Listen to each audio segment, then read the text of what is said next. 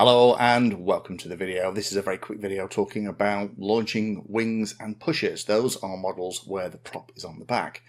Now there are a lot of dearly held beliefs about which is the best way to launch it, and I have my own two ways here. The first way that I tend to use is like with this AR Wing Pro, where there isn't a place to hold it underneath, so I kind of hold it on the leading edge out towards the wingtip and use kind of a discus style throw, but you're not throwing it around yourself, you're trying to throw it in a straight line. A little bit trickier, and there's this way here, which is like with this Mars Maiden that I did recently.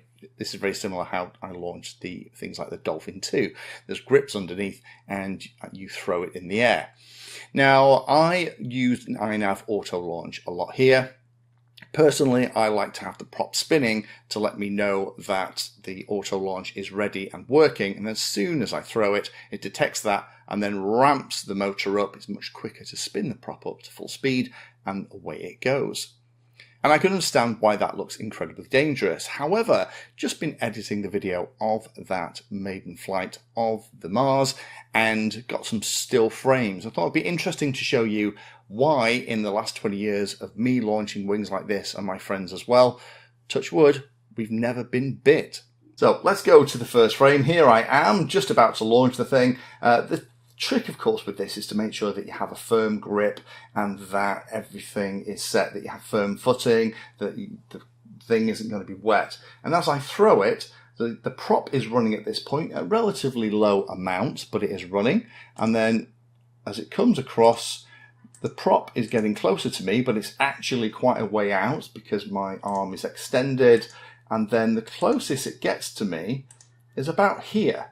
But you can already see that my hand is already outside the length of the prop. This is a 10-inch prop. This is a pretty big prop for planes that I have. So the bottom of the prop is about here. So I've already about 10, 12 inches is about as close as it's going to get to me. As I continue to throw it, there we go, it's going to continue to go. And there, as it gets to where my hand is, we're probably much more than that, 15, 16 inches away, and it sails into the air. So if I just back that up, you can see here that although the prop is spinning, it never gets anywhere near me. So I just wanted to share those couple of frames because it just kind of illustrates why so far we haven't been hurt here. Now you need to do what you feel comfortable with, and again, whenever you're doing things on the bench, always remove your props.